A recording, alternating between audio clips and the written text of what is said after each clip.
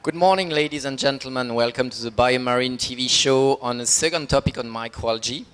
Jean-Michel Pommet. I represent Britinov, a French cluster of companies involved in marine business, and I'm Product and Business Development Director of one of its member company, AlgoSource, working in microalgae.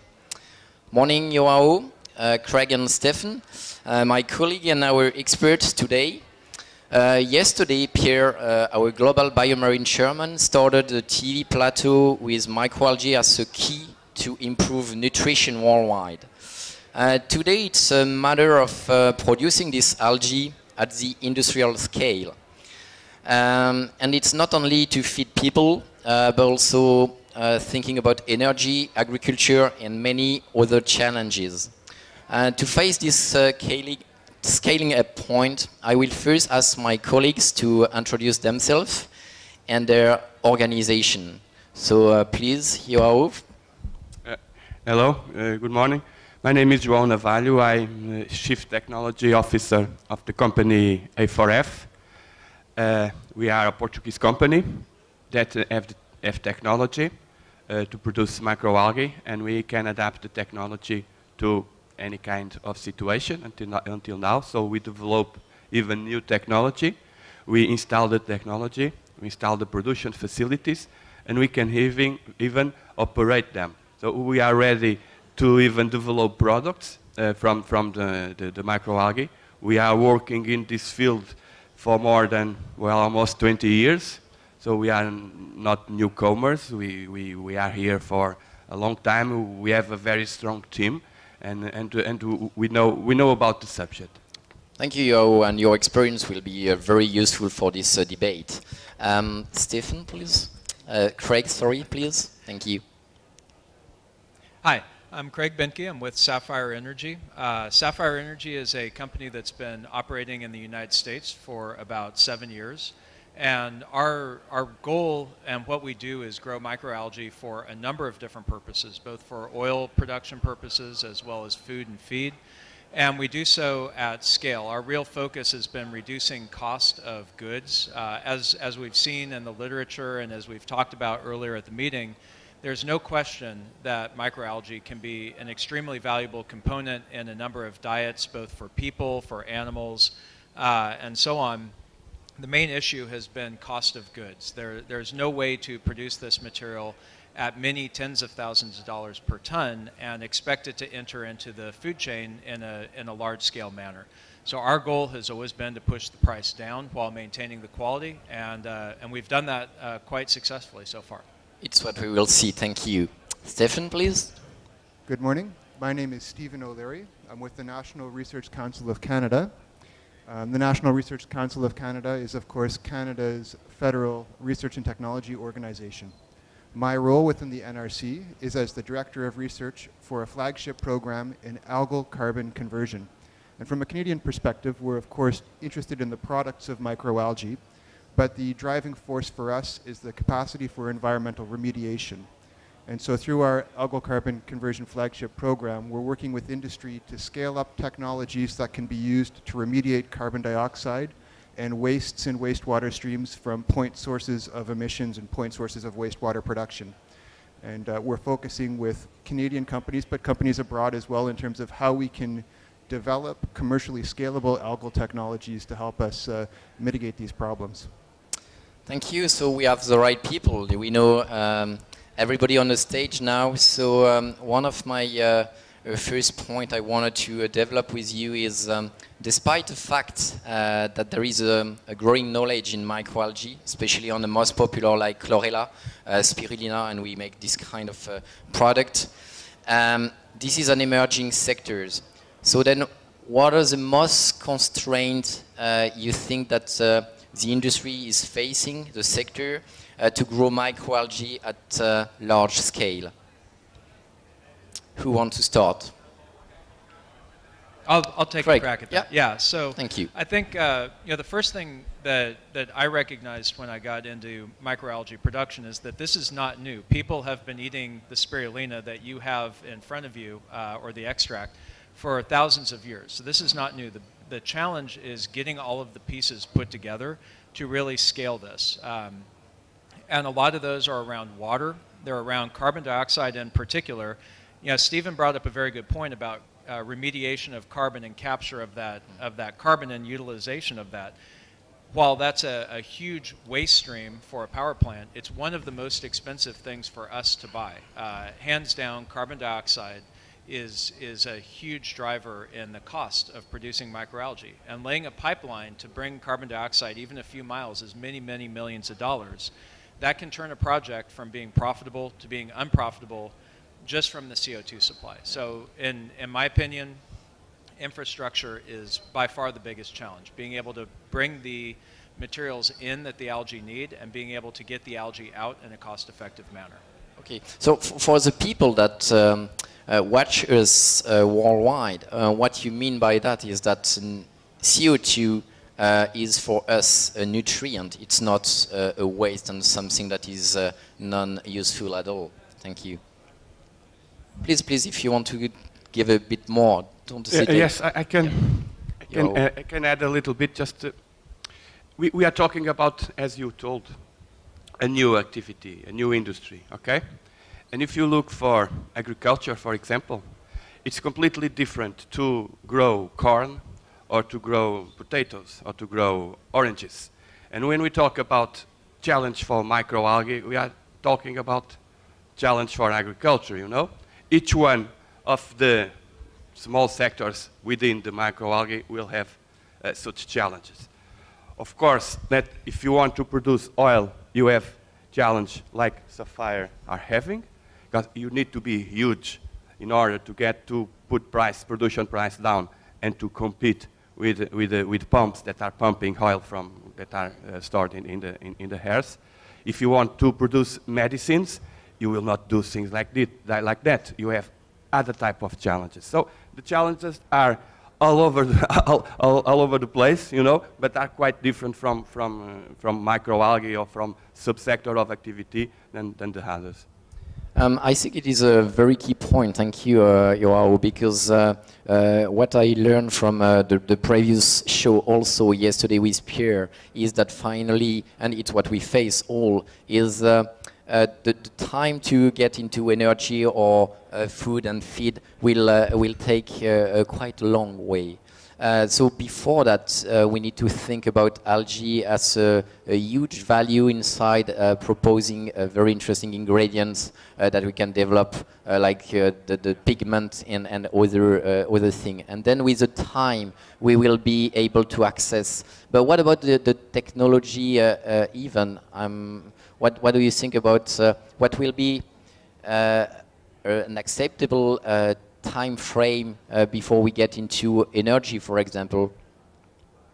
Sure. Well, energy is unquestionably a few years away, and a lot of that has to do with technology development in the conversion extraction step. If you look at our process or the process that has been adopted by the U.S. National Renewable Energy Lab, that's a very complicated piece of machinery, and it requires a large stream of algae coming in. So you have a little bit of a chicken and egg problem. You have to have a large algae facility before you have the substrate to make many barrels of oil. And we're very lucky in the United States. The Department of Energy has made very large investments in this area, and so we've been able to progress that along.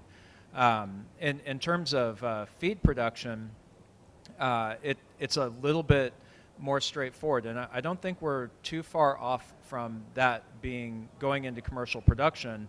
And a lot of that is that kelp meal, for instance, is currently a very commonly used product in aquaculture feeds. There is a lot of use of algae already, so the incorporation of the ingredient is not that challenging, and the production of materials, while challenging, is certainly possible. Spirulina is produced at many hundreds of tons per year at certain facilities already. Other algae can be produced at many hundreds of tons per year. So it's really a matter of just making the commercial economics work out, and that's still a couple years away, but it's not that far away. Okay, and what is developed in Canada, and can you tell us a bit more, Stephen? I just want to loop back to a couple of the topics Of course, that we've been discussing. So we've been discussing what are the major costs that are a barrier to large-scale commercial production of algae. And Craig indicated that carbon dioxide as an input for algal cultivation, because it is the basis of the carbon that forms the cell, can be a major cost. From a Canadian perspective, it's in fact not so much a cost as it is part of the value stream. So in some jurisdictions within Canada, and in particular in the province of Alberta, we do have a legislated carbon cap and emissions cost. So large carbon dioxide emitters are paying $15 a ton per ton of carbon dioxide emitted into the atmosphere. So we see that as a potential value to algal production. Now the trick is, as Craig said, it's very expensive to capture, purify, and transport carbon dioxide through a piping system. And so we've been looking at the development of technologies that would allow us to produce algae at scale close to our emitters of large carbon dioxide, which are fortunately also emitters of, generally speaking, a copious amount of waste heat, which is important for algae production in a northern climate like Canada, as I'm sure you can appreciate. But we see that as on the plus side, that is a value to the algae production. For us, the cost barrier is the infrastructure that is required to grow algae in a Canadian climate, and partly because we have a limited amount of solar resource for certain periods of the year. And so we have to look at our cost in terms of what are the input costs for electricity, for example, for pumping large volumes of water, for providing artificial light when it's required. And it's not that the electricity itself is particularly expensive in Canada, but is there a carbon footprint associated with the generation of that electricity? If there is, then that affects our overall carbon balance. So our cost is partly to meet the financial objectives of the host companies that we wish to have this technology, to deploy this technology, but also to meet their needs in terms of being net carbon neutral or carbon negative. And thank you. It's very interesting. In France, the company I work with, AlgoSource, we are in contact with people from the cement industry, for example, and we work on a capture of their CO2, and we use the heat. In this idea of circular economy and environmental friendly concept, do you think it's one of the way we can definitively go to develop faster the concept, but they have also to be trained and know about what is algae and what could be the benefit for them? I absolutely think that that's one of the ways, and that's in fact the main strategy for our program, is to work with industries that have their own business line. They are energy producers, they are producers of steel perhaps, or of cement. They have waste streams that they're concerned about, and often there's a carbon dioxide and a flue gas, and very often as well there's a processed water or a wastewater that may contain nitrogen and phosphorus, which are other critical sources of nutrition for algal growth. In my experience, these companies understand their waste streams very well. They understand their problem, and they understand their environmental obligations. They don't necessarily understand the biology of microalgae, and they only have sort of an inkling of what a commercial scale algae production facility might look like and what it may do for their core business. And so we work with these companies to explain the value of adding this biological remediation step to their current process, and if it makes sense to them, and in some cases it does, and in some cases they don't see the value proposition. But when they do, these companies are generally very interested in scaling up quickly. And these are large multinational companies that know how to do scale up. And so I think that aligning our interests in industrial algae production with the interests of a company that is very well versed in terms of how to move large volumes of gas, how to move large volumes of liquid cost effectively in 24 hours a day, 365 days a year, will help us in terms of the engineering aspects of reaching commercially relevant scales of algae production, whether that's for fuel or whether it's as a bio-based feedstock for plastics or resins or for soil amendment products. All of these products are possible, but we've already touched on the topic that we need to have the biomass in place first so that we can supply the downstream bioprocessors with a feedstock to convert into products that have a market. Thank you very much, because it giving to the sector many hope, because we can really replace many existing product from the chemicals and the petrol industry. I think it's really relevant. So okay, we have a better idea. We talk about issue about. Can I add just sure. a bit Please. to this subject? Unfortunately, the list we are telling about the products are not really products. We are mainly talking about raw materials. And raw material by definition is cheap, and we cannot still produce microalgae cheap. So eventually we have to do what you told before. There are a road to reach the point. First we need to develop products, added value products, in order for the industry to grow and to be able in the future to have the scale and to have the technology necessary to produce and sell raw materials. That time it will be huge, but to reach that time it will take time, a lot of effort, and some luck also. Because this trend of using waste streams, it's a very interesting trend, but it's a trend that is spread all over. It's not only for the microalgae. We are competing with other people also. So we need also to rush, we need also to develop the technology faster and very reliable, okay? That's very important. Thank you very much. And you said, Craig, that maybe we are not so far from touching the feed industry. But with Joao, early this week, we had the testimony from the feed industry, and they really came to us getting into a critical point for them. The point is a cost, and we are really, you're perfectly right, you are far from what they expect in cost, even if they know that this is one of the major source of protein, for example, for the future.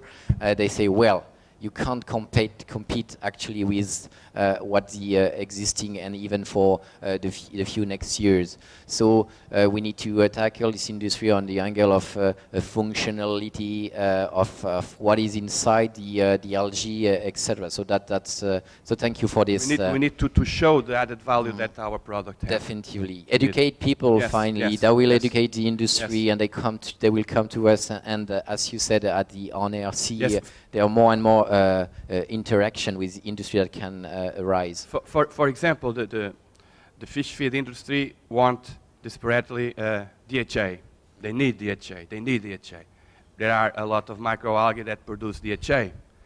And we need to educate people that we, microalgae producers, don't want to sell the DHA. We want to sell the whole microalgae, because with the DHA there are a lot of substances that have also help the fish, that also help the value. But for that, we need to prove it. So we need to research, we need to demonstrate that value, to sell the DHA and all the rest, adding value to our product. Yeah. And this is an investment. They are not really ready to do themselves. So we need to have the support from organization like you. I imagine that you have program close to aquaculture also, and how to bring a sustainable aquaculture with this kind of new source, microalgae. No, that's absolutely true. Within our program, we're looking at not only the production of microalgae and the industries that we want to work with for the environmental remediation aspects and the biomass production aspects, but we reach through to the potential final consumers. So as you say, we need to look in what is the value of this biomass that's produced. Is the highest value and best use in feed, whether it's aquaculture feed or perhaps for terrestrial animals in a Canadian perspective.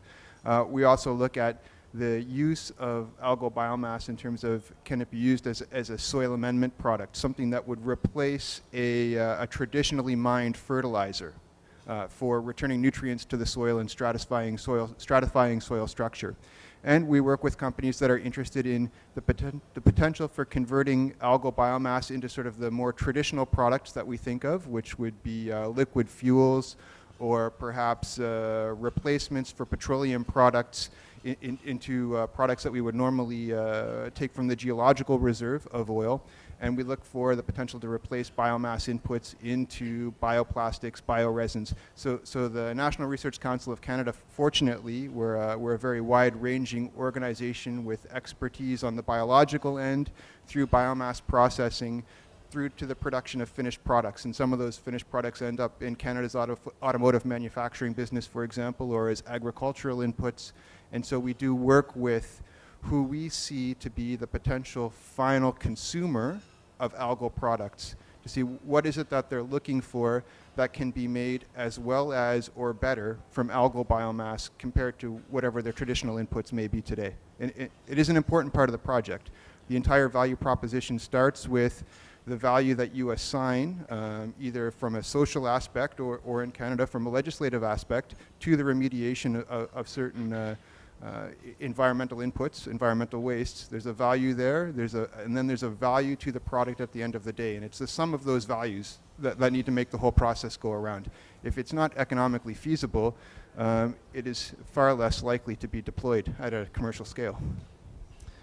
Thank you very much. Back to the economy. What is for you the major cost, and why finally we didn't get into something that is already reasonable? Because as you said, it's not so new. It's an emerging sector on one hand, and on the other hand, it's more than 20 years that we work on it. So what is a major constraint finally? Is it the fact that, as said your CEO a few minutes ago, we have to design totally a new plant? It's totally a new sector. Is it the water, the CO2? What exactly are the main constraints when we talk about cost? I think the main constraint is energy when talking about cost. So because of that, all the effort by reducing the use of energy.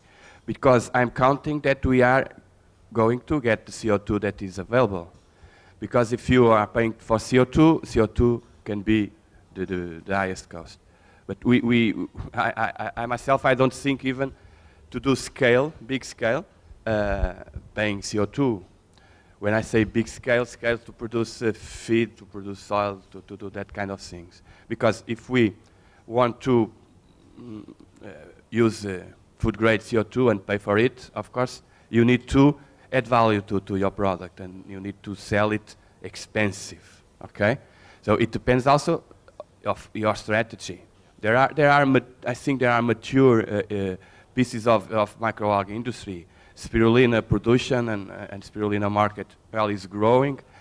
We know it is health food, but it's a quite good market and a profitable market. And there are people in the market for years and years and growing.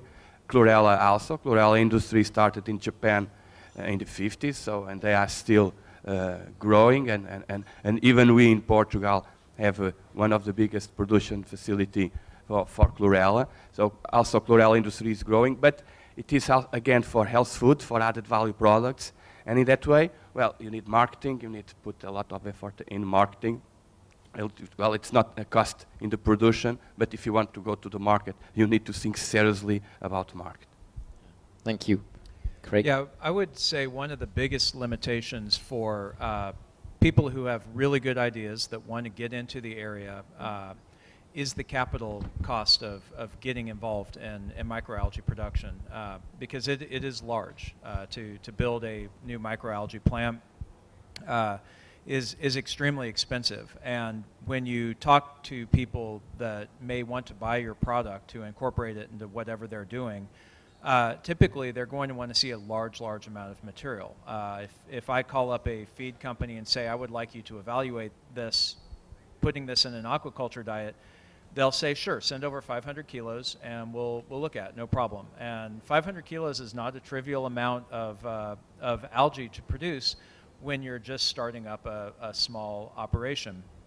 I think in the US, and I've heard of a couple of these elsewhere, there have been some investments in pilot plants, and there was some discussion about pilot plants yesterday. And I think this is an incredibly important thing that we develop for the industry so that people with new good ideas can go and try something, produce kilo-scale quantities of biomass under real-life field conditions at a reasonable cost, and then get those into product testing. Because we don't have every good idea that's out there. None of us have all the good ideas that are out there. There are many, many new good ideas out there, but they need to be proven out. And we can't test everybody's ideas. What has to happen is people have to have access to facilities. So I think capital cost of a plant is a huge limitation, and there are some ways around that. Okay, thank you. Please, yeah, because and is there some public initiative to push and found some? I think so, and I just want to maybe just to extend a little bit what Craig was saying. I look at the costs, and you're right. In your original question, Jean-Michel, you say there are cost barriers to production, and there are, I think, with any new industry. But we've talked about the fact that chlorella has been in production for 50 years. So at a scale, that barrier has been surmounted. There are companies that have been producing chlorella profitably for 50 years. There are newer companies like Zhao's that use a different process and are finding a way to profitability with a new process and a new technology, growing chlorella. And I know Zhao has plans to grow a variety of other species as well for other products. Sapphire, the same. There are products that are coming from microalgae now that are finding their way into the cosmetic market, into natural health products market, that are clearly returning on the investment in a way that companies are becoming profitable at increasingly larger levels of production. So the trick now is we're talking about very large industry upscale, certainly from a Canadian perspective, but I think we're discussing this as a panel. There is a barrier to producing microalgae at the hundreds and tens of thousands of tons per year at an industry setting. But that barrier has been overcome at smaller and intermediate scale. So I'm quite confident that there is a way to overcome the barrier at the large scale. Other industries operate at that scale, and they had to build incrementally to get there as well. And I do think that it's partly capital cost, and we know that capital cost goes down after you build the first very large plant is going to be expensive, and it's not necessarily going to work the way that we hope that it will work. But we'll learn from it, and it will help us to build the second very large plant and a whole generation of plants that size, and that will help to reduce the capital cost. We're very much focused on, as I mentioned earlier, the input costs in terms of where do we find the inputs of carbon dioxide or nitrogen and phosphorus that are either cost effective or in some cases you receive a monetary value for remediating those nutrients from a waste stream. Now we need to do that at very large scale, and I don't mean to imply that that's easy, just because carbon dioxide may be apparently unlimited in some sources doesn't mean that it's free to use it. There is a cost to build the machinery to get that input into your algal production facility, but that's an engineering problem, and I think that can be managed.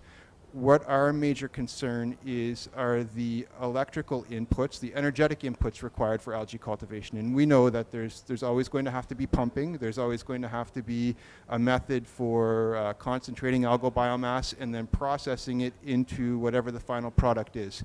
And I look at that from my point of view as one of the major barriers now. How do we reduce the electrical and energetic costs in terms of heat and electricity for making products from algae? Because there is a financial cost associated with consuming power, but there's also, again, depending on your jurisdiction, an environmental impact for power generation.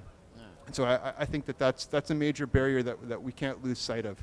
We can't be producing algal biomass to make profitable products in a way that's not sustainable. Sustainability is the barrier from my point of view. Yeah, thank you very much for your input. Very, very interesting. Okay, now we have a better idea about scale issue, costs. The point is about development of robust technology, processes. But finally, if we get back to the biology a bit more, I think it's interesting, and I saw that we have the chance to have Jean-Paul Cadoret, that has been for 25 years an expert in this algae, and I wanted to ask you something, Jean-Paul, if you want to come.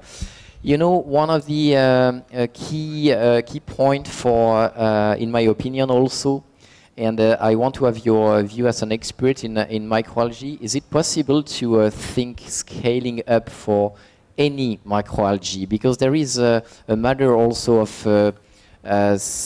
physiology, and the shape of the algae can some way. Chlorella, for example, is easy to produce, but some other that we would like to exploit better. Are they capable to grow in a large scale, photobioreactor, etc., about their constraint? There are several answers to this. Actually, we cultivate only 10 or 20 because we know how to cultivate and because they are easy to cultivate. They are the one we didn't try. All the algotecs or algobanks in the world have something like 1,000, 2,000, 3,000 strains. And there are a lot that we cannot cultivate. We don't know how to cultivate them. So, and you have the ones that are fragile. So actually we're working on the easy way. So we just cultivate the one that are easy to cultivate, which makes sense. We're not going to spend so much time. It's risky, and this is the job of academics to do that, not the companies. So the answer is there are a lot of other species to be cultivated. There are a lot of other species that we have to try to cultivate because they are fragile and they die easily, or they are not easy to centrifugate or to dry. So we are on the easy part of it, but in another sense, that means that we are so pioneers that everything has to be done. So we have a very, very large route now to go for strains. Thank you very much for your inputs. I think it's an important point. Did you face this issue of scaling up your algae, for example, chlorella or other species that you use to grow in your companies, guys? Because for our experience, sometimes from 1 liter airlift, when you pass through a raceway and so on, well, finally the constraints are so different, and you can have really a big surprise. And so, what is your yes, it's experience? True. And don't say that growing chlorella it's easy, because it's not. Huh? And I challenge you to do it in a 1,350 cubic meter system. Okay. So you have to tell us why. Thank well, you. because you are moving 1,350,000 liters. Okay, and you need to deal with that. And you need to deal with that separated in several photobioreactors, and each one is ecosystem. Because you are not growing exenic cultures, you are growing small ecosystems that you need to manage. You don't manage all the volume as one, you manage each reactor as one. So it takes knowledge, it takes people go to the microscopy to understand what is happening. It takes you time measuring whatever you need to measure. Okay, it's necessary to take the right decision in the right time, because if you don't take it, you lose everything. So it's a challenge. Even the easy ones, they are very, very, very, very hard to grow. And problems happen. And even if you go, and even if you do the things in the right way, you go to the lab, you isolate the strain, you start to produce the strain in small volumes, and you know what the strain like, what is this like. You go then to the small photobioreactors, and you learn a little bit more. You have a pilot. You run the pilot all over the year, because in winter time you have one problem, in summertime you have completely different problems. Okay, you need to run the pilot plant another year to have again the same problems, to see if they are the same. Even if you do this pass, and I'm talking about 3-4 years, okay, and then you do the big scale, you will have problems that you would never imagine. The scale brings you trouble every time, and you need to have the people educated, you need to have the people ready to go and to see the problems, to understand, to foresee it, and to act. Okay, so even that microalgae that are usually growing, okay, are hard. Well, the new ones are harder, you know. Like I told before, it is different to grow strawberries than to grow corn. So you cannot grow strawberries with the same technology you grow corn. So you need to invent the technology for each strain, and that costs a lot. Thank you. Yeah, one of the things I would add to that that's really critical is getting up to scale and then learning from that and taking it back down to your laboratory systems, because things do behave very, very differently at the 1 million, 2 million liter scale than they do at at the 100 microliter scale in the laboratory. That's an enormous scale difference, and so what we've found to be really critical is learning lessons in the field, translating those back into the laboratory to make our laboratory systems in some cases worse. Make them behave much more like the outdoor system, but the algae won't grow nearly as well as they did before, and that's a natural, that goes against all of your instincts. You want it to grow fast in the lab, but sometimes you don't. You want it to reflect what will happen outside so that you can truly pick the good winners and move them forward. And I think introduction of new biology, the strains that we grow are new isolates primarily. They're not strains for the most part that are in commerce right now, at least at very large scale. And so there are different techniques that you have to learn to manage these. But every single strain is going to be different. It's like learning how to farm a whole new crop every single time, and you have to pay a lot of attention to that, or it'll be an absolute disaster. Yeah, thank you. And again, I think that it's the point is that experience is key. And in this sector, you have seen also that many players want to come in and say that it's easy. You know, when I push a bit about the fact that it's easy, you perfectly know what we are also doing. It's really tough. And you need experience, and people have to be professional, be close to experts, lab, and this first step of the scale-up is already something that is critical. So we have a better idea, but what are the concrete realization of large scale? To date, we talk about the issue of nutrient, etc. But finally, what is really not on the market? It's not a point, but what is concretely has been realized? Your CEO, you are told about one of the major installation in Europe. From now, how it is operating, and what did you see the development of this plant concretely, and to have your idea also, Craig, would be nice. So, okay, we have a big facility, a big closed system facility. As I told, 1,350 cubic meters. That we are growing chlorella for food applications. Okay, we are trying new kind of raceway ponds there already. We have not pilot but the production raceway ponds, a little bit different from those with the paddle wheels, in order to prove the concept, in order to allow us to use this facility that is the biggest in Europe in phototrophy as an inoculum system for a huge amount of raceway systems.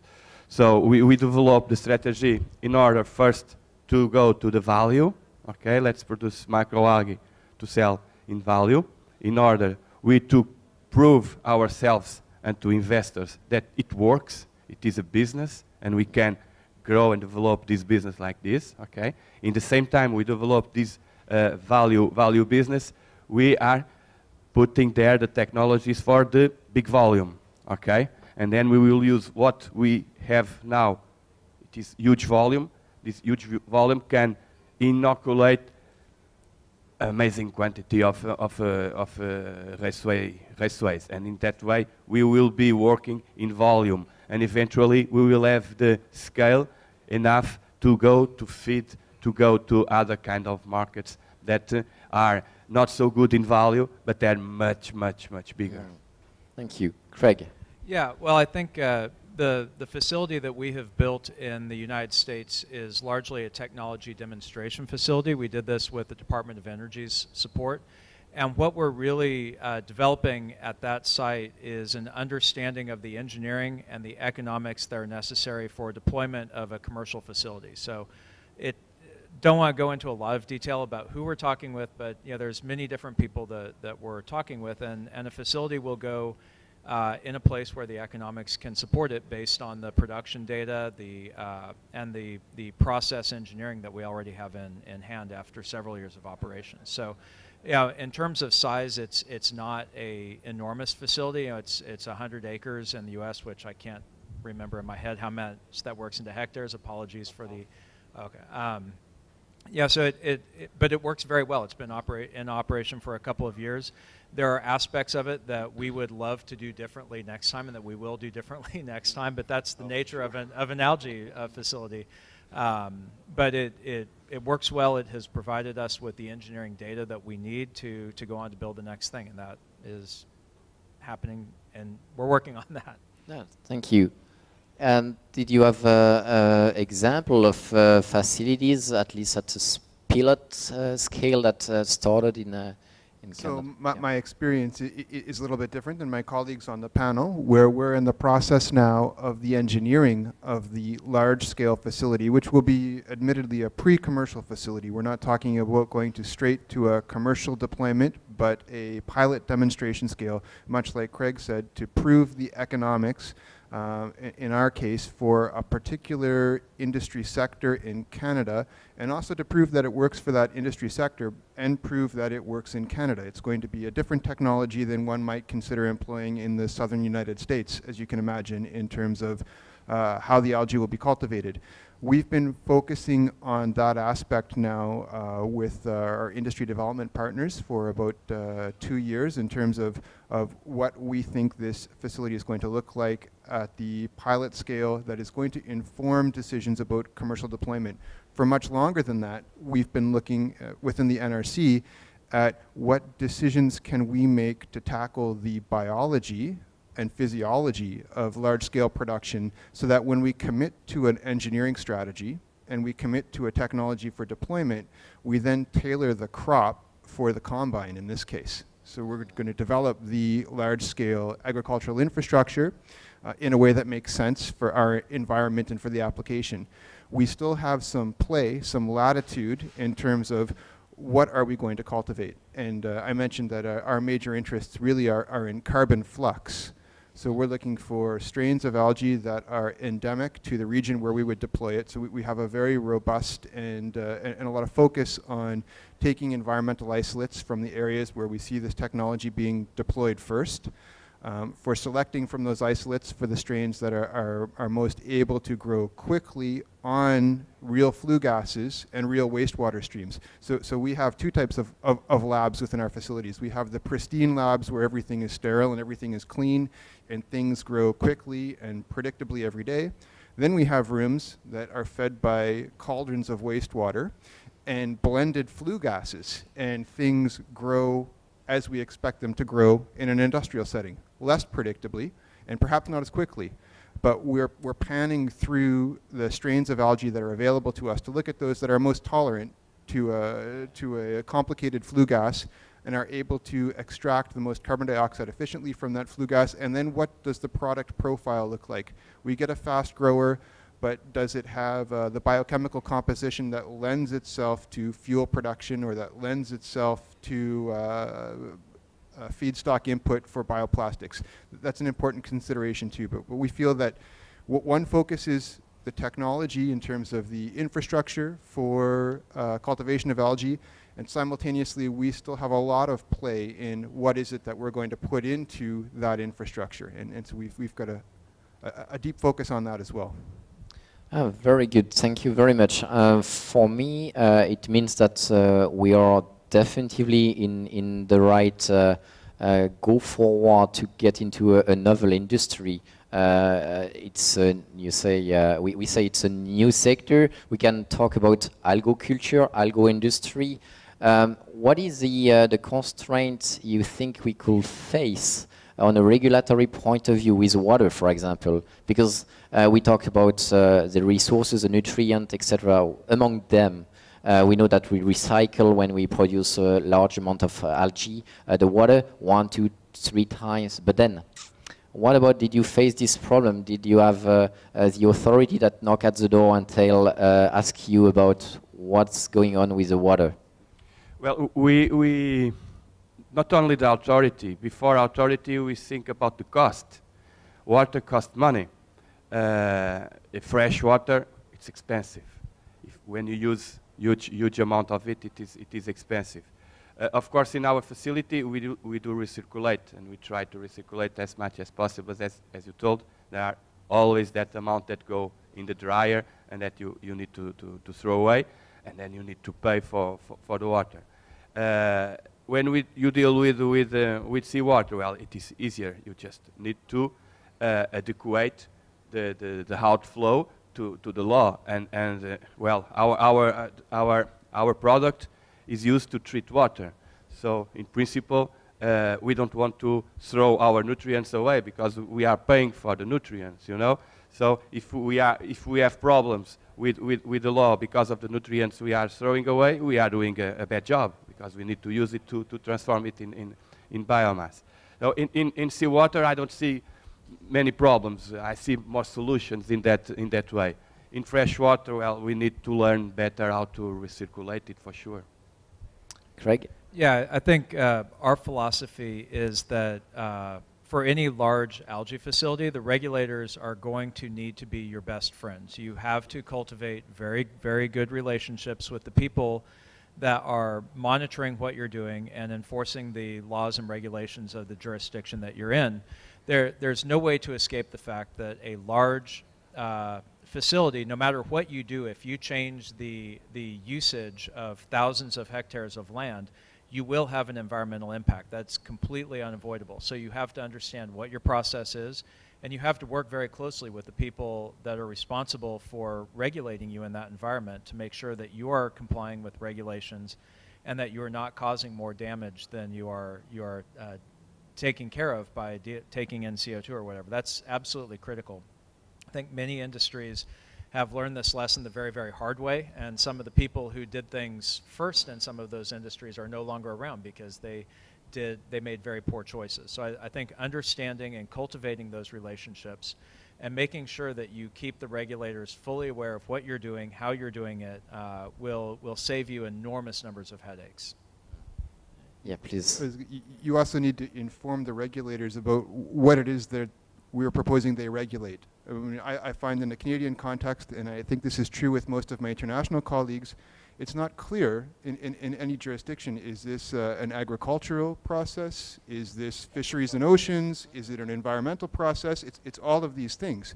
And so who's your regulator? Or do you have a stratified series of regulations that you need to meet? And it's not clear yet.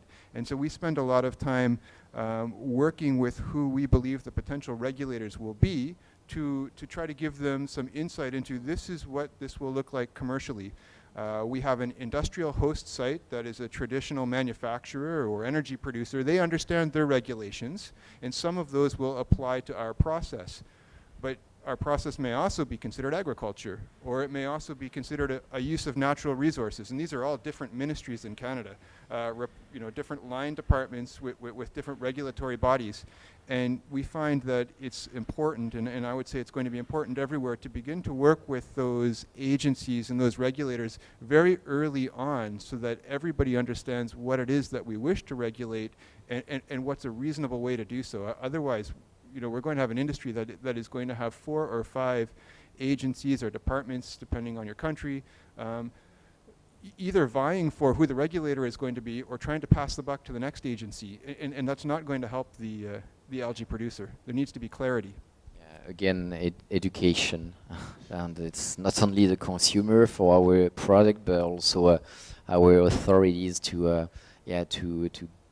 come into something that is a global regulatory. Global is maybe to work all together. I mean, between Europe US, Canada, and maybe Asia, even if it's something tough? What do you think? Well, I think the good news is the opportunity to do this is right now. So this is something that we're looking at very seriously in Canada. We're working with industry partners who say, well, we want to bring this to a commercial scale, and we're not going to do that until we're sure about how it's going to be regulated. So the time for that conversation is now, and we're in a privileged position being a federal agency that, at least in a Canadian perspective, we can have those conversations now with our counterparts in Environment Canada and Natural Resources Canada and Agriculture Canada, and we can begin to set that table for that discussion in Canada. But we've been working with colleagues in the United States and colleagues in Europe as well to see what their experience is in terms of the developing regulatory environment, and determining just that. How can we work together to have common measures for life cycle analysis, common measures for environmental impact, so that we can have one set of rules for complying with our various national and various and different national regulatory obligations, but also in a way that we can compare. How are things working in Canada compared to France, compared to Portugal, compared to the United States? And how do we jointly inform our national governments, but the global community as well? Thank you. So we are close to the end. I would like to ask you each one or two sentences you would like to address about the future. How did you see this fantastic growing sector tomorrow? Joao? Well, I see the future green, or red if you are growing a Metococcus, or blue if you are growing spirulina, you know. But I see. Well, I have hope. Okay, I'm a believer on the industry. I think that the time is also a time for us to focus, because this is so wonderful, and we that work on this area, we have so many nice things to do, things that enthusiastic us, that are very, very interesting to do. But we need to focus. We need to focus making the industry growing. We need to focus on product, on sales. We need to focus on putting microalgae in the general public, for it to go out these small meeting rooms and reach people's houses, reach newspapers, reach Definitely. everything. Thank you, Joao. Craig? Yeah, I think it's absolutely critical that this industry develop, and that we all push as hard as we can, because look, there are not very many ways to increase agricultural production left in the world. All of the available arable land is being used for cropland, and in fact the amount of cropland is decreasing year over year, particularly in places like the United States. The amount of freshwater that's available to most of the world is fixed and not increasing anytime soon. There's not too many ways to feed more people, and we need to develop technologies around that. And that, I think, is something that microalgae can really do, using non-arable land, using non-potable water, and using the CO2 that we really ought not to be just shooting out into the atmosphere for no good purpose. Thank you, Craig. Stephen? I'm very optimistic about the next few years, because as I travel around the world and I meet with colleagues who are working on this project and I attend conferences, I'm beginning to see examples of success where there are microalgae installations at increasingly larger levels of scale that are working, that are becoming profitable in various market sectors. But I also see that collectively we have the same interests in terms of environmental sustainability, in terms of the fact that there is more than one product from microalgae. You know, 5 years ago, maybe 6 years ago, we were all talking about biodiesel, and then we were talking only about jet fuel, and now we realize these are still products that we can make, but it's just one of the many potential commercial applications of microalgae. So we're seeing a greater value for the output, but we're also seeing a greater value in the reasons why we would turn to this technology as a source of biomass. And so I don't think that that's going to change. I think that we are going to capitalize on these driving forces. And I'm optimistic that this technology is going to develop further. Thank you very much. So to end this TV show, I think that if I resume, we are still more at the pilot level, or at least modestly scaled commercial algae operation. The improvement of technology and the integration of this technology in a friendly way, getting in an environmental virtual circle by the capture of CO2, heat, waste, water, will have a key economic impact to reach many applications and even the energy sectors. Then it's by continuing the development of added value molecules for the nutraceuticals, the cosmetics, pharma, that the sector will evolve now. I will add also that education will be key both for our regulatory bodies and the final consumer, which is a key point that will be our future business, our kids. We will think about many natural colors, wonderful colors. So I'm really pleased about this discussion. I thank you very much, guys. It was a fantastic discussion. Thank you for the audience, and see you around for discussing about algae. Thank you.